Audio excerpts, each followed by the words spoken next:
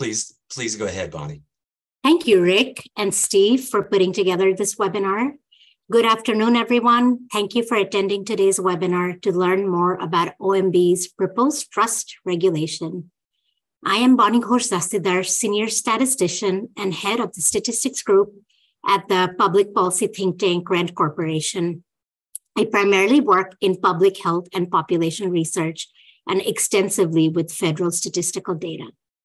I'm also the incoming president of the American Statistical Association, the oldest professional association in the US since 1839.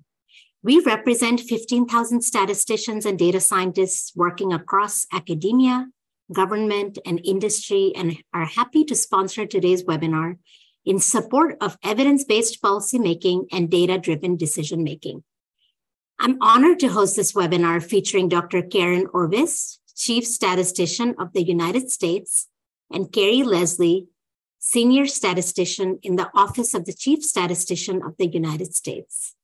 This webinar is jointly sponsored by ASA and 7 organizations: the Council of Professional Associations on Federal Statistics, American Economic Association, Association of Population Centers, Association of Public Data Users, Inter-University Consortium for Political and Social Research, National Association for Business Economics, and the Population Association of America. My gratitude to them. Today's webinar is on a critical and timely topic for the federal statistical system, the federal government, and indeed our country. The proposed trust regulation's stated purpose is to promote public trust in statistical agencies and units that produce federal statistics. Public trust in these agencies is profoundly important. While I could quote any number of documents or individuals to make this point, I choose an article from ASA's monthly magazine a year ago, where former Census Director Robert Groves stated, "It is not an overstatement that official government statistics are one of the building blocks of a democracy. They are indeed how an informed citizenry is nourished in a democracy." I will now introduce our distinguished speakers. Dr. Karen Orvis is the Chief Statistician of the United States and the Branch Chief for Statistical and Science Policy with the Office of Management and Budget's Office of Information and Regulatory Affairs. In this capacity, Dr. Orvis is responsible for leading and coordinating the decentralized federal statistical system to ensure it provides the gold standard for impartial, trusted federal statistics foundational to informing decisions across both public and private sectors. She also oversees implementation of OIRA's science policy responsibilities and is charged with ensuring the quality, objective, utility, and integrity of the information disseminated by federal agencies and used in decision-making. Prior to this assignment, Dr. Orvis served in executive-level roles in the U.S. Department of Defense, strategically leading multidisciplinary interagency teams in designing, implementing, and evaluating enterprise-wide policies and programs. Our other speaker, Carrie Leslie, is the lead on Dr. Orvis's team on the development of this trust regulation. In her role as senior statistician, she works to promote the efficiency, timeliness, relevance, and quality of federal economic statistics, including for principal federal economic indicators. Her work has included leading numerous interagency coordination efforts, statistical policy development, serving as the lead for her office on the 2020 census, among other roles. She has been with OMB for about 6 years. Prior to joining OMB, Ms. Leslie spent more than 8 years as an economist at the Bureau of Labor Statistics in the Department of Labor. Before I turn this over to Dr. Orvis, one brief housekeeping note. We will have a discussion and Q&A portion after both speakers. So please use the Q&A options to pop in your questions or make some notes as you go along. We'll be monitoring it and taking questions after they're through speaking. Dr. Orvis, I turn this over to you and look forward to yours and Carrie's presentation. Thank you. Wonderful. Thank you, Bonnie. Really appreciate the wonderful introduction that you just provided.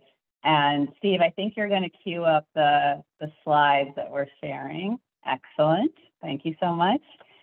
First of all, I just want to say good afternoon to everyone. I'm just so pleased that Carrie and I are here with you today virtually, and just wonderful to see the level of attendance in this webinar as well.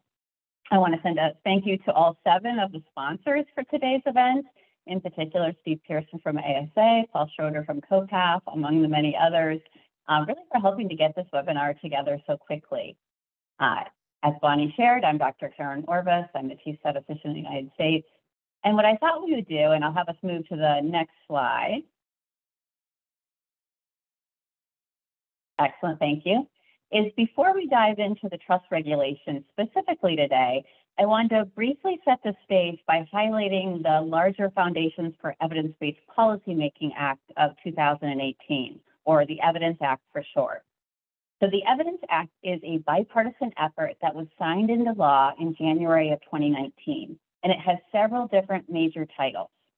The focus for my office in particular is the requirements within Title III of the Evidence Act. This is also known as the Confidential Information Protection and Statistical Efficiency Act of 2018, or SIPSI 2018 for short. And this part of the Evidence Act actually updates and expands the prior version, which was SIPSI 2002. So 2018, it requires several things. First of all, it requires 3 regulations to be promulgated out of my office within the Office of Management and Budget. And these are all really designed to bolster and put greater teeth into the responsibilities and the authorities of statistical agencies and units, their parent agencies, and really all federal government agencies. So the first is the codification of Statistical Policy Directive number 1. That's the trust regulation that we're talking about today. The second is the presumption of access regulation. And the second regulation will recognize that statistical agencies and units, they have a new authority. They're going to be able to request access to other agencies' data, to acquire data, such as administrative data, from any other part of government for the purposes of evidence building. And those other agencies must agree and share those data unless there's a legal barrier to providing that data. So this regulation is going to ensure that interagency data access is presumed by default, a yes and less clause. Really an exciting and significant new authority. The third regulation is expanding secure data access.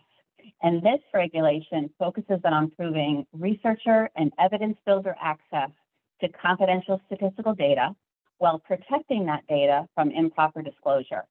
So it's going to standardize the levels of protection and access to statistical data for data users, such as policymakers and researchers.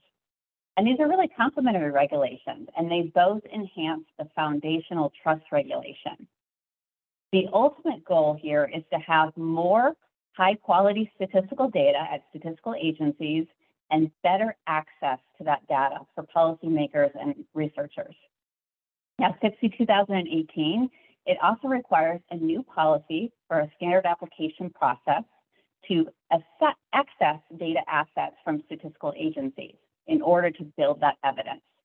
And as many of you may know, in December of last year, we launched this new policy and a new portal for the standard application process, or the SAP for short. The SAP streamlines and standardizes the way that our statistical agencies and units must make their data accessible. So this piece of the puzzle is really making it easier for others to not only discover data, but then to apply for access to that restricted data. And this really is a huge deal. I mean, given previously, all of our 13 statistical agencies, they had different processes and requirements to request access to their data. And then finally, in SIPSI 2018, it requires new guidance coming out of OMB on how OMB will designate SIPSI statistical agencies and units, so new ones that may be coming on board. I'll have you move to the next slide, Steve. So the summary I want to share is SIPSI 2018, or Title III of the Evidence Act, is really putting our federal statistical agencies in the key leadership role to address a critical challenge. And that is, how do we safely expand access to sensitive restricted data for evidence building purposes? So how do we meaningfully expand access to critical government data that can't simply be made publicly available for everyone, because it's either collected under a pledge of confidentiality or it's under some other kind of restriction. That's what this is focused on. Next slide, please. So key to this is the trust regulation. It's the foundation for all the other work we're doing under SIPC 2018. And it's really meant to strengthen the role that statistical agencies and units have as trusted intermediaries of that restricted sensitive data. It recognizes statistical agencies as the foundation of data for evidence building. And as Bonnie pointed this out in her opening remarks, I think were excellent. We all know that trust is super key. And because statistics are a public good, and we know that they drive their value from public trust, we really need to be bolstering the trust of our statistical agencies and units, the data that they produce, and it is absolutely key component to being able to maintain public trust in our national statistics. Next slide, please, Steve. So we've hit a recent really important milestone. OMB published the Trust Regulation Notice for Proposed Rulemaking, NPRM, on August 18th in the Federal Register. The full text is available there for you to be able to look at, and you can link to that more easily through our staffspolicy.gov site. We're seeking public comments on this important regulation, and we're doing that now through October 2nd. So we really hope that anyone that has interest will please share comments and your thoughts through this formal comment process. And so with that, I'm going to turn it over to Carrie Leslie, Senior Statistician on my team. She is currently leading the work on the trust regulation, and so she'll go in more depth about what's in the trust regulation NPRM, and then we'll open it up for questions. So Carrie, I'll turn it to you. Thanks so much, Karen. I hope you all can hear me okay. I'll look to see if, is it a good thumbs up, Karen, from you? Cool, thank you, because everybody else, we can't see, so I appreciate that. So Karen did a great job of introing. I'm Carrie Leslie, I work on her team, and I'm leading the work on the trust regulation. And so I'm going to start diving in a little bit more about what's in the trust regulation before we open it up for questions. But I wanted to start out with what's so exciting about this. From my perspective, and I know other colleagues across the federal statistical system are excited about these features as well. And that's that this regulation elevates SPD1, so our Statistical Policy Directive number 1, the fundamental responsibilities that are in that policy. It elevates this into law, right? So those of you that aren't as familiar with the differences between policy and regulation, policy is what agencies should be doing, right? And regulation really puts kind of an oomph behind it, puts the force of law behind it. And so it's got a little bit more teeth, like Karen was mentioning, to ensure that the statistical agencies are meeting these responsibilities, as well as the second star that's on the screen, which is requiring support from other agencies to enable support and facilitate the statistical agencies in meeting these responsibilities. So this idea was in Statistical Policy Directive number 1, but it was a little less highlighted in Directive 1 than it is in SIPC 2018. So today we're going to dive into the details of the trust regulation. Steve, if you can move to the next slide. But first, I'm going to give you kind of a roadmap of where we are in the process, because the process is really important for understanding kind of where we've been, where we are, and where we're going. So this slide, you don't have to pay attention to the details too much, but it just tries to provide some context across the 3 branches of government about how a rule goes through the formal regulatory process. So we'll focus on the center column. You'll see that there's a number of steps before we get to kind of the middle box there that's highlighted in red. So the highlighted in red box is where we are right now. The public is reviewing, the public being you. You're reviewing the notice for proposed rulemaking, and you're hopefully submitting comments to us, the agency, OMB. But in order to get here, we had to do a number of years of development work with the interagency within our office to draft and develop this proposed rule. Once it was drafted, we went through the actual formal OIRA process. So the Office of Information and Regulatory Affairs at OMB is responsible for regulatory review. Our regulation was deemed significant by OIRA, and so we went through a very robust interagency process. So this included not only the statistical agencies and units, but all of the departments and the broader sister components had a chance to review and provide feedback to us. So following that, we were able to publish the rule, as Karen mentioned. That was published on August 18th, and now it's out for comment. You'll see that we have a number of boxes that follow. this step, right? So following the public comment period, we'll be reviewing those comments, incorporating any of that feedback into a draft final rule. We'll go through that same robust OIRA interagency process again before we issue a final rule and the rule takes effect. Steve, can you move to the next slide, please? So I've been using a lot of these terms like rulemaking and regulation and notice of proposed rulemaking. As a statistician by trade, I'm learning all of these processes and these terms as I go. And so I'm no expert yet, but just wanted to highlight for you all that the term notice of proposed rulemaking is the formal term, but it's essentially just a proposed set of provisions. So it's basically like we're setting out a course for what we think we should be doing, and we're seeking your comment and your feedback to get better information and to form a better final regulation before it's out there and it's solid and it's implemented. So that's just kind of the general term and the general understanding for what step we're in right now. Can you move to the next slide, please? So this slide on fundamental responsibilities is really meant to share with you all that like these concepts are not new, right? So Statistical Policy Directive number 1 has been in place since 2014. Prior to that, other entities had issued principles or practices that were very similar or aligned really well with the fundamental responsibilities that we see in SIPC 2018. So these are some examples. We're probably all familiar with the Committee on National Statistics in the United States, and they issue the principles and practices for a federal statistical agency every 4 years. The principles and practices that are in there align very closely with the fundamental responsibilities that you see in SIPC 2018. And then for some broader context internationally, you can look to Eurostat, the UN, OECD, and others for very similar sets of practices. Next slide, please. So I've kind of talked about these 4 fundamental responsibilities a little bit, but what are they, right? So this graphic is really trying to highlight what these 4 are. So the 4 blue boxes you'll see are relevance and timeliness, credibility and accuracy, objectivity, and then confidentiality and exclusive statistical use.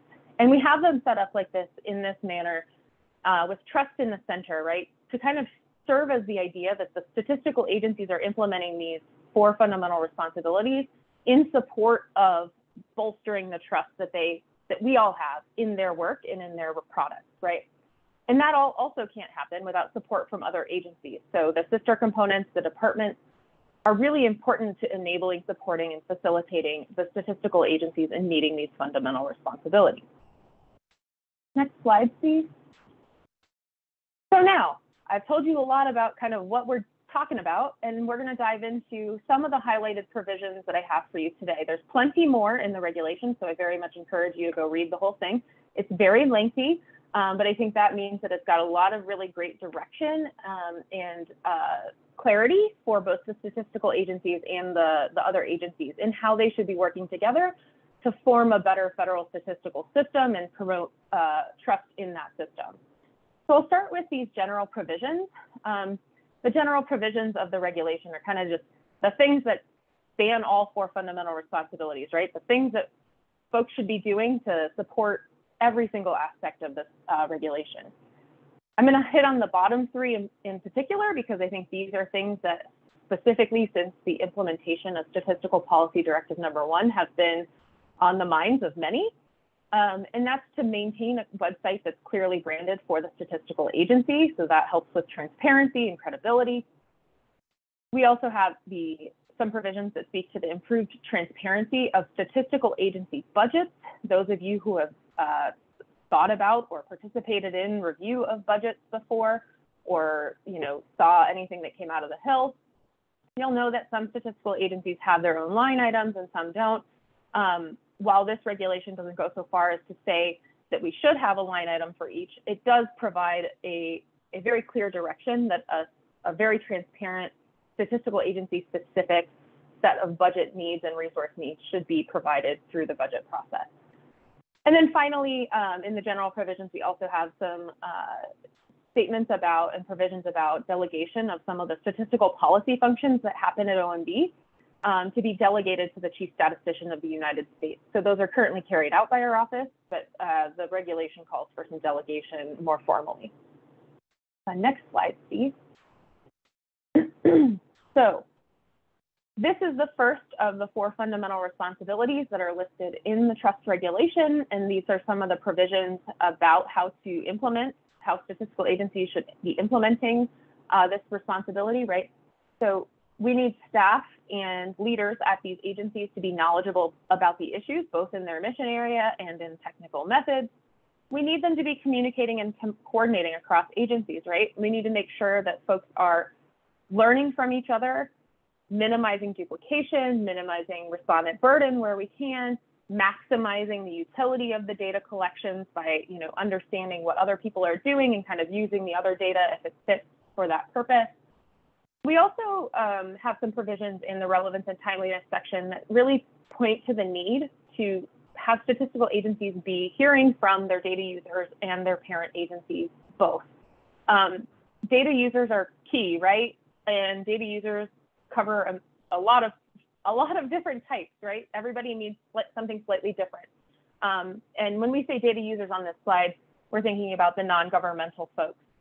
And then that's why we say parent agencies as well, because we want to be very clear that, non-governmental, non-federal governmental data users are very important, but also mission-related policy areas are also very important, and supporting the parent agency needs are also really critical to making sure that the statistical agencies are meeting the relevance requirements.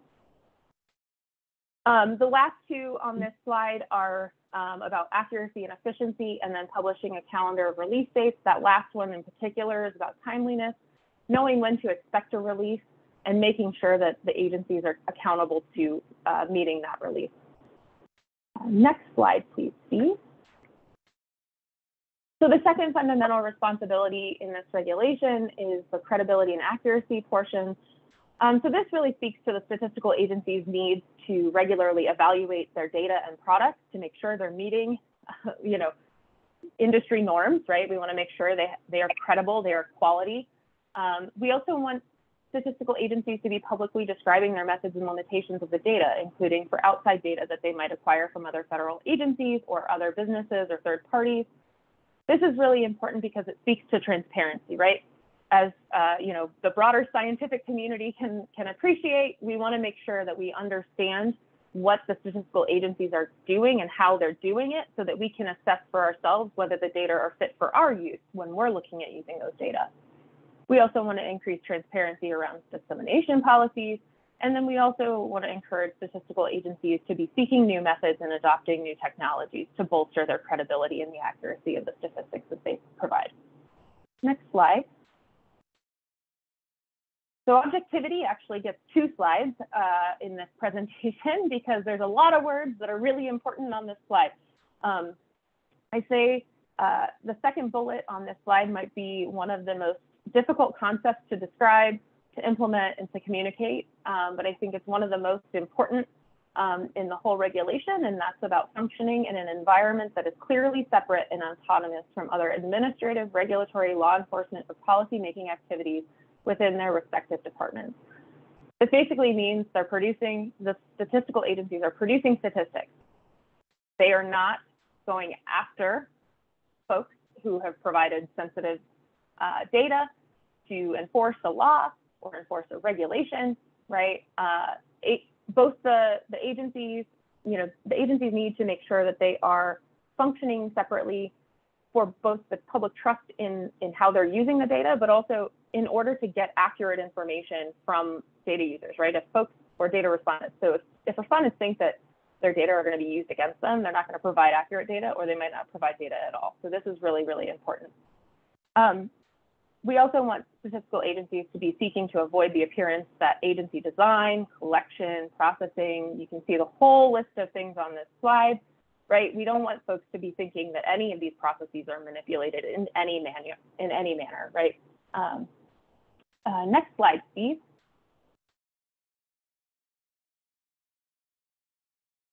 So this next slide actually I sum it up by saying that objectivity is about needing to let the technical experts do the technical work, right?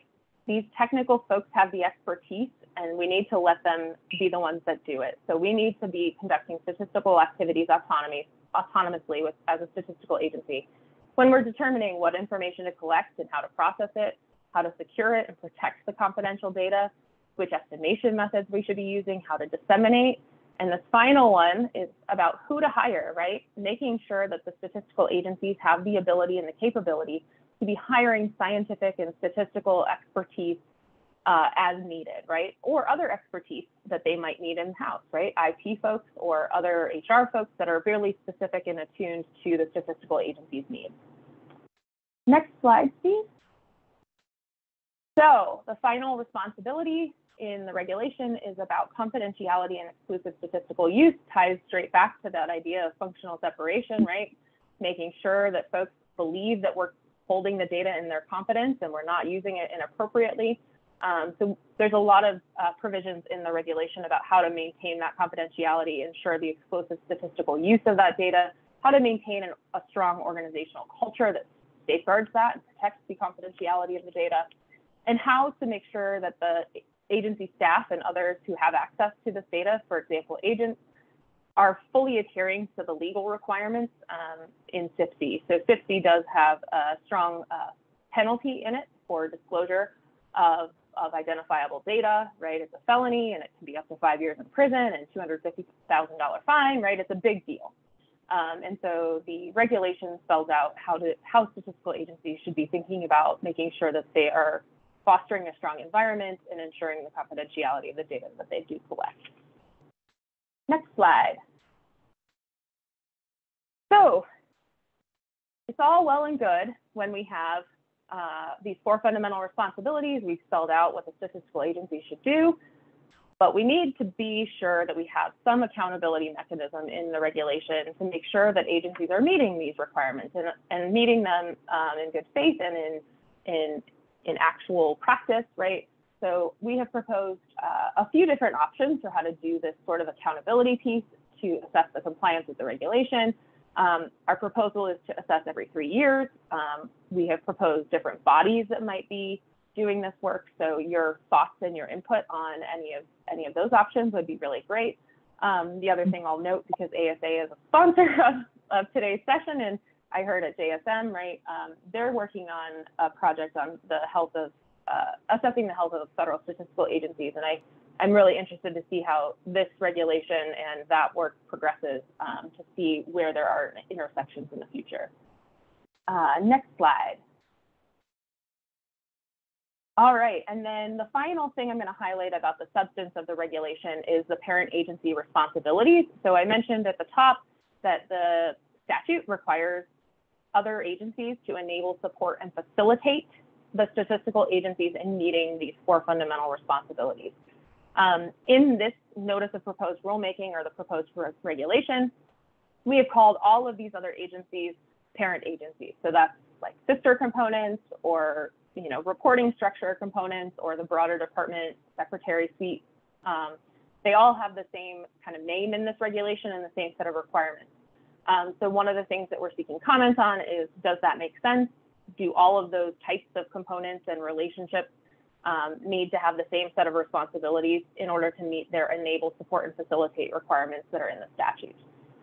Parent agency responsibilities also include some delegations of authority to statistical agency heads where necessary. We also have some clarification in the regulation about where and how to support the statistical agencies, especially around budgets, shared services like IT and HR, and how to identify data needs. So all of these things kind of factor into multiple parts of the 4 fundamental responsibilities. And so you'll see the parent agency responsibilities kind of sprinkled throughout the regulation.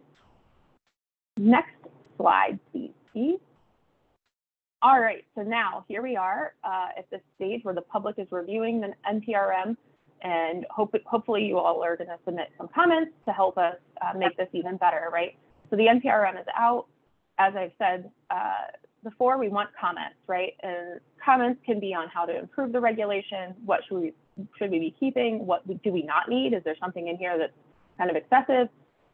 The definition of a parent agency, any other relevant considerations. I will also point you to one of the early pages in the NPRM speaks to the specific questions that we have in addition to kind of general feedback that we're seeking. There are some specific questions that are in the NPRM, so I encourage you to go read the NPRM and see what those questions are. And if you have any thoughts, submit those to us for our consideration.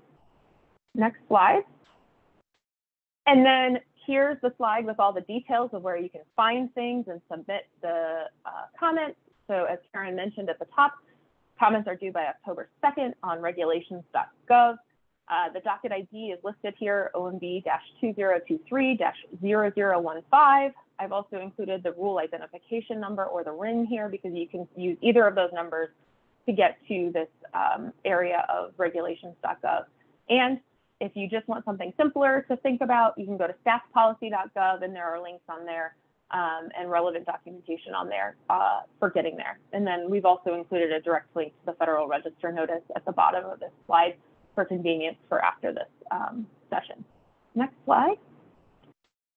All right, so I think that's it. This is my contact information.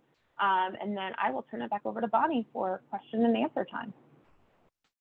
Well, that was really informative and helpful, Carrie and Karen. And for now, I might just stay off video. It makes it a little easier to read the questions which are pouring in. I don't know who wants to address which one, but this may be rapid fire. I'll get started. So one of the first questions is, did OMB review implications for legal requirements around how parent agencies manage their budget process when language was included in the regulation about meaningful and transparent involvement by the stat agency in the budget process? The short answer is yes. We worked with a lot of lawyers and a lot of engagement in that robust interagency process that I mentioned in development of this regulation, including in the budget provisions. Great. I see that Kathleen had her hand up. Kathleen Yester, I think. Do you want to go ahead, ask your question before I read off some more?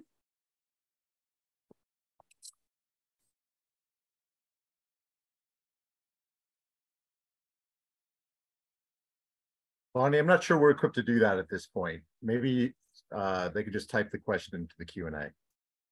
Thank you, Steve. That's helpful. So if you would please type your question, I'll go on to the next one.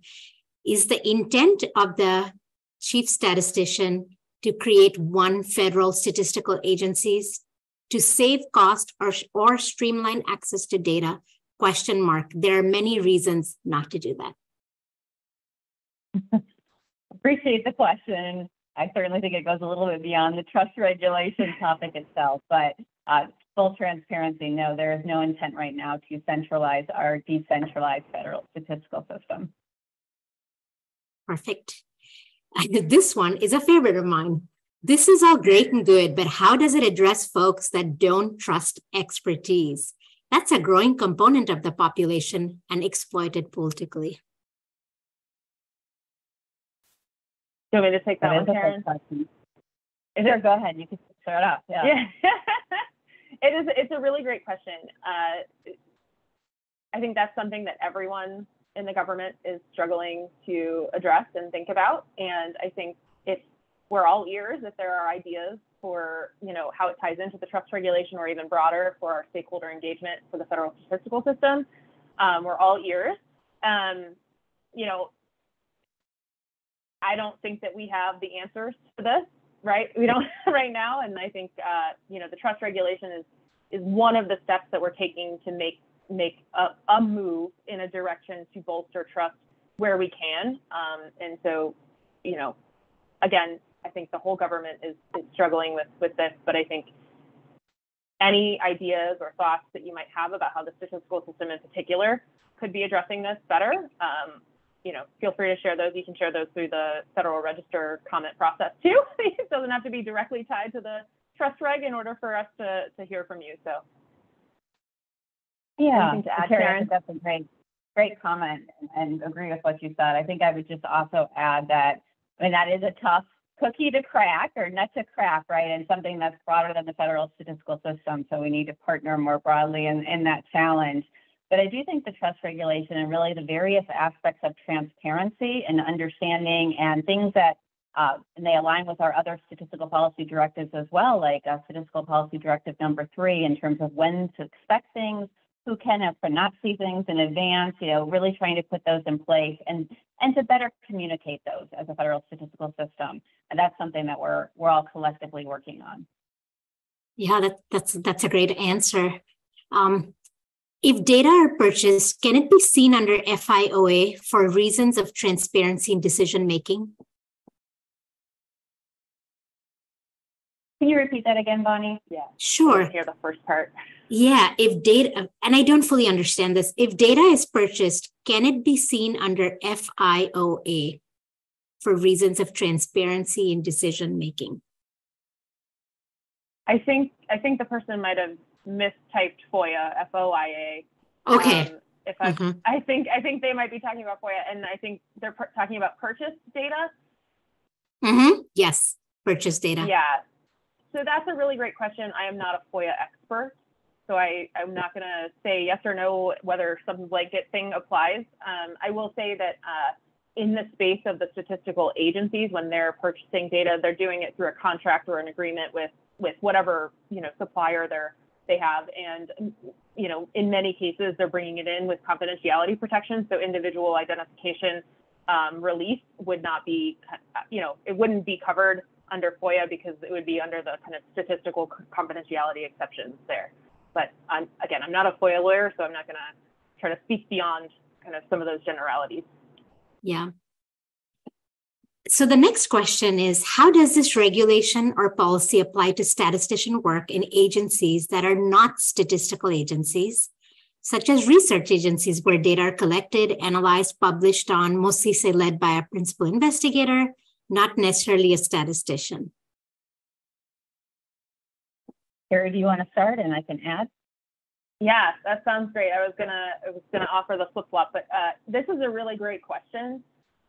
So the trust regulation, we're implementing the statute, right? The Evidence Act was very specific about which set of agencies this applies to by statute.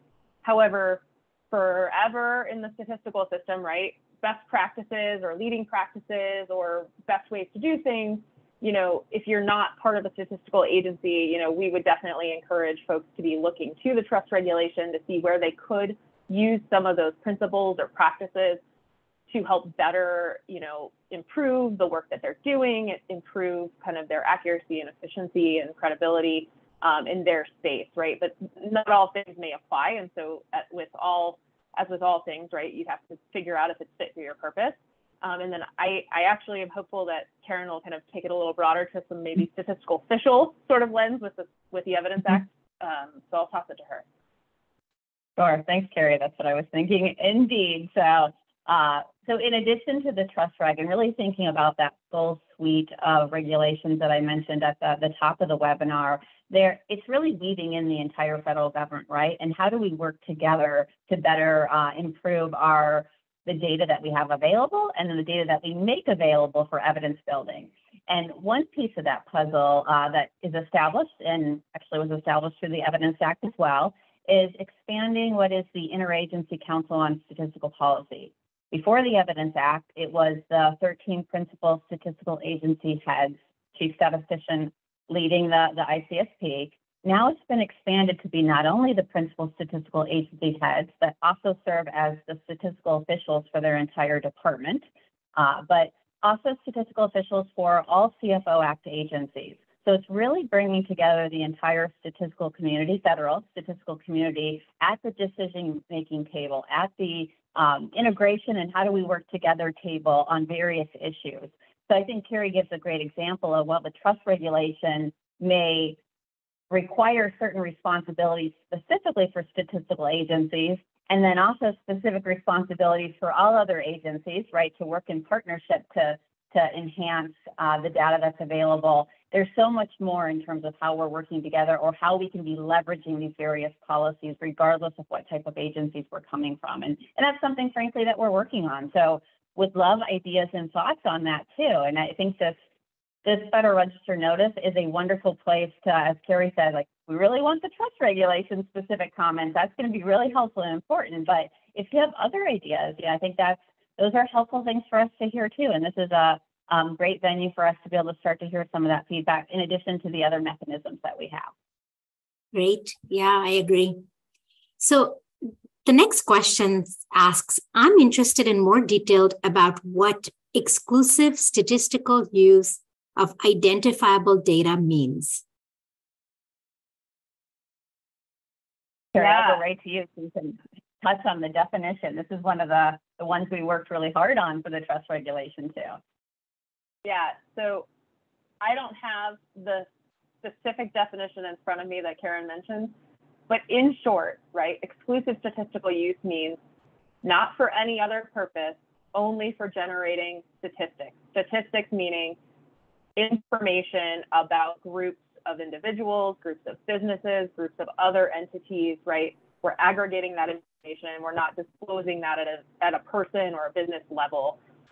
And so exclusive statistical use gets to that piece that I talked about earlier on the slides about functional separation and making sure that we are not, sharing it with law enforcement or sharing it with, for example, if a business submits their confidential business information to, for example, BLS is not sharing it with OSHA. It might come from OSHA to BLS, but it's not going from BLS to OSHA because OSHA is a regulatory enforcement agency, right? And they might use that for other purposes. So we want to make sure that it's just for generating data, generating statistics about groups of people, businesses, other entities in that sense. Yeah, and I'll just go a step farther, putting it even in like simpler terms. It's not about making decisions or what you do for a single individual. So like benefit use or, eligibility for a program or anything like that. It's really about drawing conclusions to build evidence to help inform decisions, whether it's policy decisions, programmatic decisions. And kind of a cool fun fact, I think, is when you really dig into the Evidence Act, the evidence that they're talking about is statistical use data. It's all about that broader understanding and how do we use it to inform bigger decisions, not single individual decisions. Yeah, that's great. It's really the public voice, right, in decision making and policy making, a very critical way if people appreciated that their voice is heard this way. Next question. Some statistical agencies do not legally have clear rights to control what they disseminate. Do the regulations provide this clarity in situations where law is not clearly providing that authority to the stat agency already? I don't fully understand. Do not legally have clear rights to control what they disseminate. Maybe I'll start, Carrie, and go ahead if you want to add in.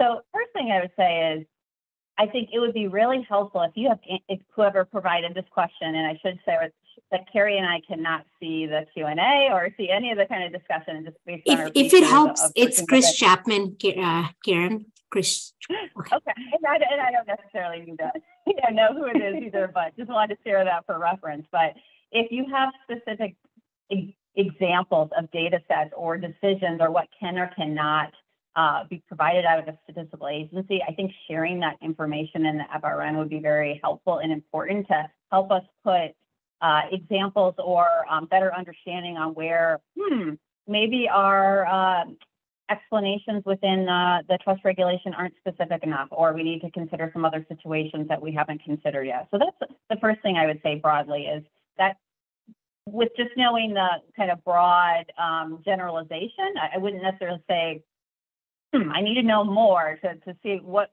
kind of cases that might be. But I'll toss it to Carrie if she has anything additional beyond that. Yeah, so the only, I think more specificity would be great to talk through or to hear from folks about. But the one thing I would say is that in general, the Evidence Act does not supplant other authorities. We think of it as a complementary thing, right? So it's meant to provide direction in particular areas, but it doesn't add to or remove legal authorities or barriers in all cases in different places. So, we encourage folks to be looking at the two authorities together. And again, I'm not a lawyer, so but the general premise from a policy standpoint is that these things need to be thought about together. And so each individual case is going to be slightly different because every statistical agency and unit actually has a different authority behind them for their authorization legislation, how they protect their data. And so the Evidence Act is trying to make some more uniform and seamless transition in that space, but it's not taking away or supplanting the other authorities that are out there. Okay. I wanted to also mention for those listening that the recording of this webinar and the slides will be posted as soon as possible, so you'll have access to those. So I'll ask a question from someone else in the audience. How will the new policy enable or streamline the ability and process for establishing agreements with non-statistical federal agencies and state agencies to make data something easy to access, I think is what they wanted to type. So how will the new policy enable or streamline ability process for establishing agreements with non-statistical federal agencies and state agencies to make data easier to access, I think is what they meant. Sure, I'll start. I would say that's not the purpose of this particular regulation. It is in the broader suite of the regulation. So we get into the presumption of access regulation that we're also working on, as well as the expanding expanding access to restricted data regulations. Those are where that's really coming in. And in fact, the presumption of access regulation is really getting at that data sharing agreements and that piece of the puzzle too. So that will be forthcoming, but not specifically a part of this particular regulation. Okay. Are implementation guidelines anticipated for this regulation? That's Good actually question. something that is a great question, and we do not have a sense yet. We're working to get through to a final regulation and learning this process first. As everybody knows, OMB issues a lot of policies and guidance. So if I were, I don't know for sure, but I imagine at some point we probably will. But I don't know what the timing of that might be, or what it'll cover. So Great. Is there a rough sense of when federal agencies will receive the post-NPRM version of the trust regulation? That's a great question, and it depends on how many public comments we get, right? We have to parse through all of those, and then it depends on entering the next formal step of the process, which would be that interagency review for the final regulation. So more to come on that as we move through the time periods, but we're learning as we go, and so I don't have a good sense of an estimate at this point for that. But this is agree 100% with what Carrie just said. There's just so many uncertainties that it's hard to nail down a particular date, but I will say this is a top priority for me, for our office, for the federal statistical system. So something we're certainly moving with due diligence, but also with a sense of urgency to be able to get this out and be really helpful, not only to our statistical agencies and units, but really to the broader parent agencies and sister agencies, as Carrie was sharing earlier in her briefing. Great. Will the definition of statistical laws include a list of laws designated by the director, OMB? Mm-hmm. That's a really great question. I recommend whoever said that put that in a comment for us to consider. It's not in the NPRM, and so if folks have thoughts on that, feel free to provide comments and share any laws with us that you think might be statistical, right? That would also be helpful. And also I would add that when putting in your comments, adding the why, right? So if there's we really love this part of it and don't take it out, add the why. Hey, we think you missed the boat on this part and you really need to think more about this. Add the why. That will really help with the process as we're digging into the comments once the comment period closes and really looking to how we need to revise this initial NPRM. Yeah. And sometimes with the why, I love suggestions, right? Like what they might have done and where they're coming from. So that's a good point, Karen. I love this one too. Is there currently a way to quantify or measure trust with federal statistical agencies and the general public? Mm-hmm. That's a great question. Look like you were going to say something. Go ahead. I think there are many people who have tried this over the years, right? How to quantify this. I think the proposed accountability piece of the regulation in some way kind of tries to find a way to establish a process to start thinking about that more formally in the federal statistical system. I did make a mention of the ASA's health of federal statistical agency projects that we've heard about. I don't know where that'll go, but I think a lot of people are thinking about this. I don't know that anybody has the perfect answer right now, but that's something that I think that our accountability section is really, in part, aiming to think about, right? Like, how are we doing? Right? Are we doing what we are supposed to be doing, and is that making a difference? Yeah. Mm-hmm. And I'll just add to that one small thing, if I can, is certainly maybe not a quantifiable number, but there are various means and mechanisms in which we're trying to understand what is the both internal and external perspective, right? So outreach and engagement events, advisory bodies for various statistical agencies, so really leveraging the various avenues that we have and looking for new avenues to really be able to gather that feedback and understand what do we need to do differently, trust reg and beyond trust reg. And you mentioned the word, Karen, stakeholder engagement, or the phrase, and that's you get really good qualitative data that way. We have the quantitative where many of us are. I'm a statistician, but that qualitative can really inform transparency and this discussion. Someone clarified that, if they were talking about FOIA and a follow-up, they say, I'm concerned about contracts hiding methodology and decision makers hiding behind unknown data sources.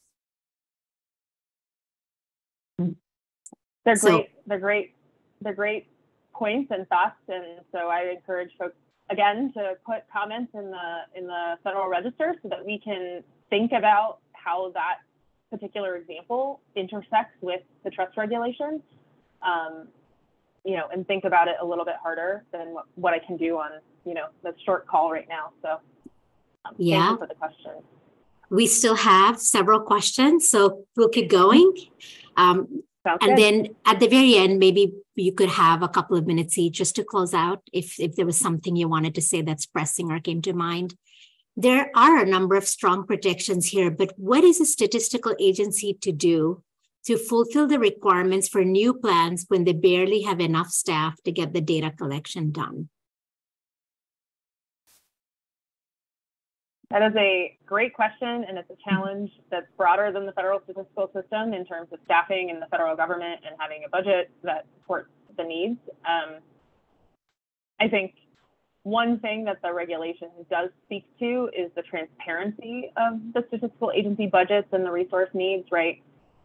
So understanding and having a vehicle for the statistical agencies to communicate that both to OMB and external, right, about their particular needs. I think some of the provisions around personnel and who you can hire and how you can hire might be useful here too. But overall, this isn't going to be this regulation itself is not going to be the be-all end-all to solve all of the problems we have.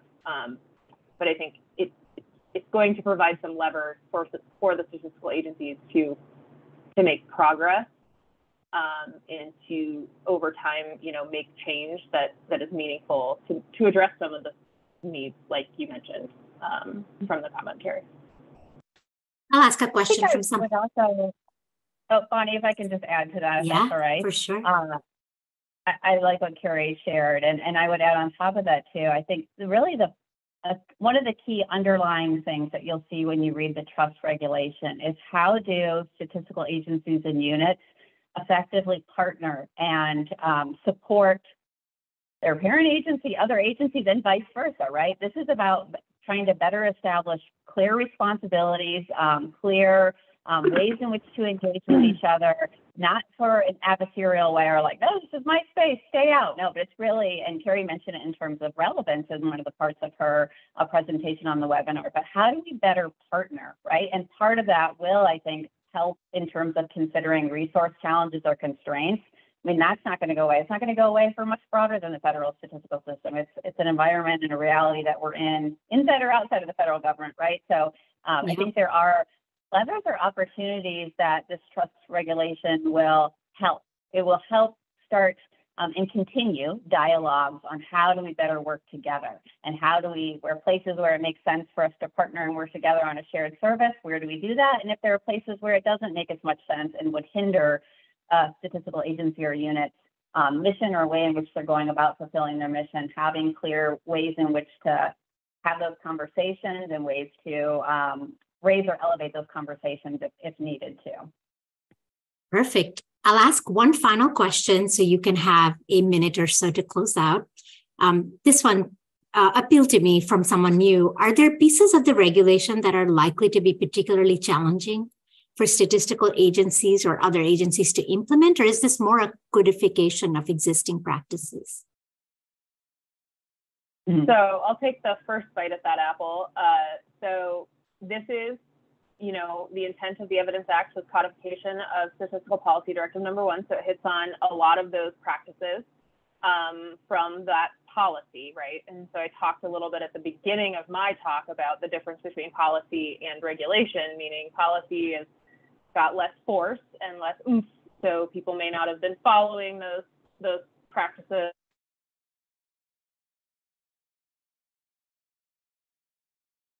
Uh-oh, we lost your connectivity, Terry. I'm gonna mind meld with you a minute on what I think you were probably gonna first say, is that this isn't starting from square one out of nowhere, that we've had Statistical Policy Directive number 1 in place for a very long time. And as Carrie shared, it aligns with international principles that we have as well. So many of the things that you see in there are happening, right?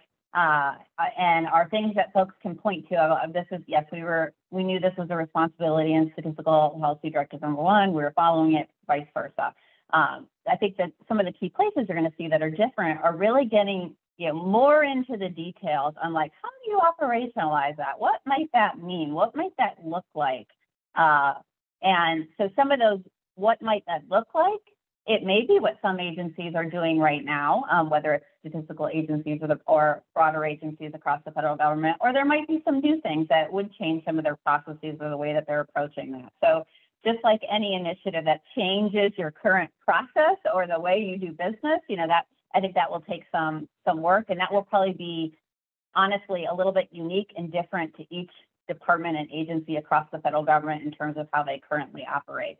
And there will continue to be uniquenesses that make sense for the given agencies, their missions, but really looking to better have that clarity or more standardization where we can in terms of what those expected responsibilities are. And Carrie, maybe, you're still connecting to audio, so I don't think you're there yet. I'll ask, you're here. Anything else I on missed that? a lot of what Karen said, but so I'll trust that she covered all of the important points. But I think there are, I'll just hit on, I think each agency will have its own challenges, and each agency has in the past had different challenges meeting different parts of Statistical Policy Directive number 1. And I think we'll see probably some of that be different across the statistical agencies as we implement the trust regulation. Great. Glad you're back. I'll pop in my last question and just turn it over to you for any closing remarks as we come up on the hour. Is what are the next steps of this regulation becoming final? And thank you, I'll say quickly to both of you, and just for your closing remarks, then turn it over. Sure. Great. I'll start, and then Carrie, maybe you can close out with some of the details too. But first of all, just really want to, again, thank you, the 7 sponsors, to host this. I think this was a phenomenal webinar. The questions were excellent and some tough questions, right? So I can't wait to see, please do put them in comments, right? I can't wait to see the kind of comments that will come through on the Federal Register. And this is, while we're building from SPD, or Statistical Policy Directive number 1, there is a lot of new, specifics on what we're thinking about and what we think right looks like. But we need feedback. We need to know various perspectives, right? We've heard from across the interagency on their initial perspectives in the earlier parts of this process, but this is where we really need the broader stakeholder engagement and data users, everyone that's impacted by this, to really be thinking about that and sharing the good, the bad, the ugly in terms of what they see with this proposed rulemaking. And with that, I will turn it to Carrie to share any additional details. Yeah, I agree with everything Karen just said. Thank you all to all the sponsors today, and I will look forward to seeing all of the public comments that all of you will be submitting through the formal channels on regulations.gov. Go to staffpolicy.gov to get access to those links more easily.